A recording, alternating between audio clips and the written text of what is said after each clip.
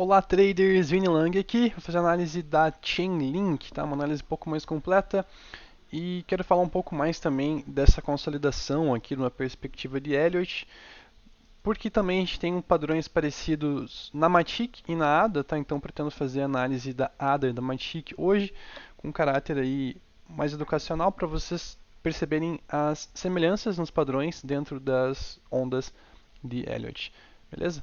Então já deixa o like e bora para análise da Chainlink. Então, primeiramente a gente está monitorando um cenário bullish, tá? Nas últimas análises da Chainlink eu comentei sobre que a gente está possivelmente numa onda 5, tá? Então, considerando só para ter uma base isso, tá? Então a gente está dentro da 5 aqui. E dentro dessa 5, então, a gente está aqui na 1, 2, 3, a gente está na 4, tá? A gente vai fazer a 5. Então seria basicamente a 5 da 5.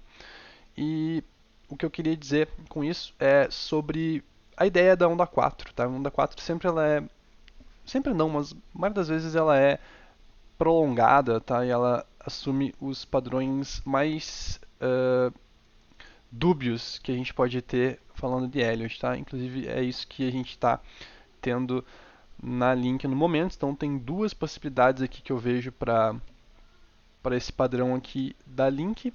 Ambos são onda 4, mas eles têm alguma diferença tanto nos alvos, tá, quanto nos suportes, e o que eu quero mostrar para vocês. Tá? Então vou dar um zoom aqui, tá, entendendo que a maior probabilidade é a gente seguir subindo, tá, mas a gente está dentro dessa consolidação aqui, que é bem normal para uma possível onda 4, tá, especialmente em um grau maior.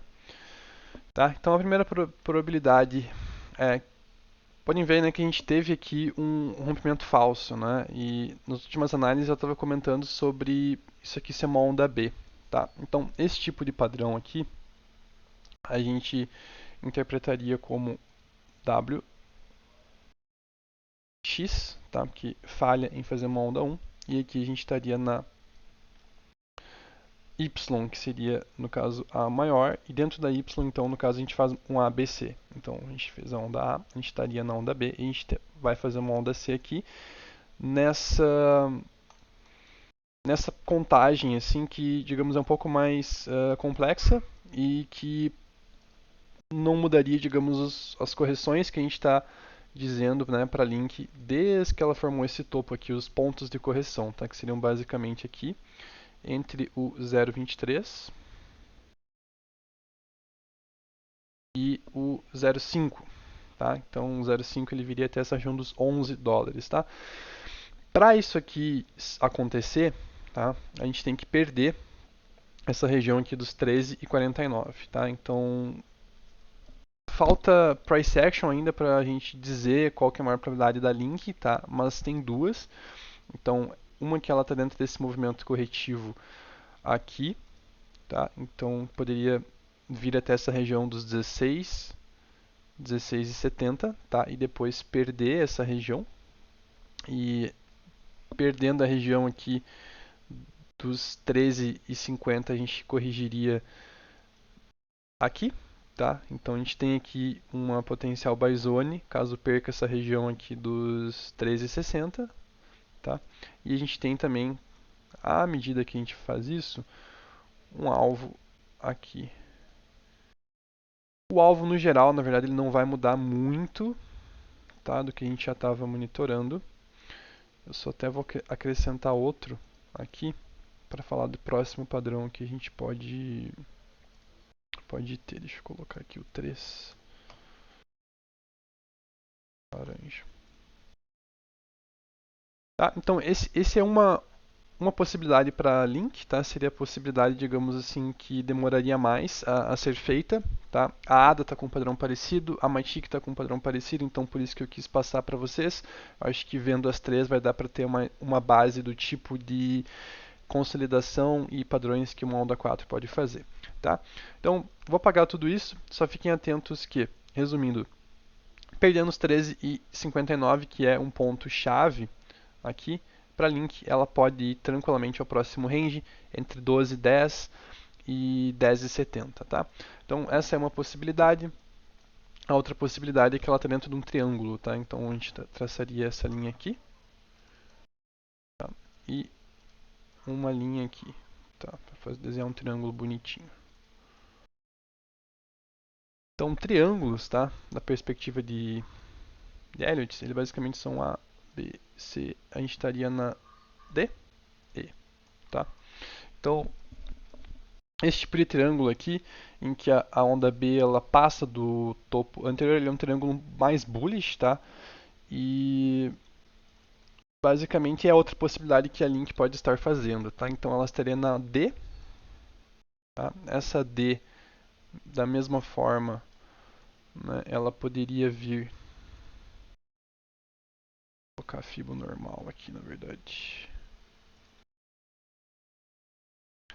Poderia vir até essas regiões aqui, tá? 16 também e 16,70. E a gente esperaria, no caso, um topo menor que o topo anterior e uma correçãozinha aqui nessa onda E, que seria um pouco mais flexível assim aonde ela poderia ir, mas um padrão assim nesse triângulo, tá? Então, para confirmar esse padrão, a gente precisaria disso aqui e a confirmação seria no topo da onda B, tá? Então, rompendo essa região aqui da onda B, que seria no caso outro ponto chave. Então, rompendo os 17 e 34, provavelmente a gente estenderia aqui. Outra coisa, tá? Que seria importante. A gente não corrigiu suficientemente, entre aspas, dessa onda aqui, que seria a onda 3, tá? A gente só corrigiu um pouquinho aqui no 0,23. Se a gente ir daqui, tá? Provavelmente, em vez da gente fazer 5 ondas de impulsão, a partir desse topo nos 17, a gente faria um ABC diagonal, tá? Esse seria outro ponto baseado nesse tipo de padrão aqui de triângulo com a onda B maior, tá? Então seria outro ponto chave. Então um ABC ele seria basicamente um pouco mais bullish, entre aspas, porque dentro da onda C a gente tem um 2, 3, 4, 5. Então ele poderia estender até mais do que esse alvo inicial aqui, que seria, digamos, o alvo mínimo entre a região aqui dos 20, 11 e 22,92.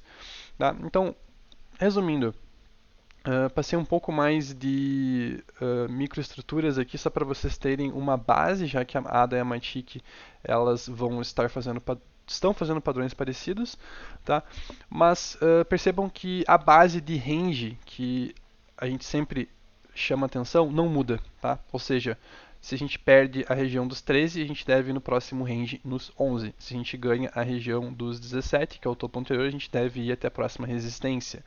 Tá? Que é essa região aqui entre 22 e 20. Então percebam que a gente tem uma confluência entre Elliott e entre Price Action, na maioria das vezes. Tá? Então é bastante intuitivo tudo isso. Então, enfim, pontos-chave. Caso a gente faça esse padrão diagonal, então que seria um padrão um pouco mais bullish, a gente poderia até estender mais, né? Quem sabe até a região dos 29, 35, tá? A gente sempre pode estender mais, tá? Então provavelmente a gente só conseguiria estabelecer, digamos, parâmetros um pouco mais claros, tá? Principalmente de alvo, quando o preço romper os 17. Então, certamente, quando o preço romper os 17, eu vou estar analisando a link novamente para estipular aí alvos a partir aqui desse rompimento, tá? Da mesma forma, perdendo suporte, eu vou estar atualizando vocês em suportes e boas relações de risco-retorno abaixo. Beleza? Então essa foi a atualização da Link. Vou fazer a atualização também da ADA e da Matic hoje, com um caráter um pouco mais educacional também, porque elas estão fazendo padrões muito semelhantes e eu acredito que quando a gente vê padrões semelhantes nas altcoins, a gente consegue, de uma forma mais visual, analisar e entender esse tipo de padrão. Beleza? Então essa foi a atualização da Link. Se gostou do vídeo, não se esqueça de deixar o like e se inscrever no canal. Até mais.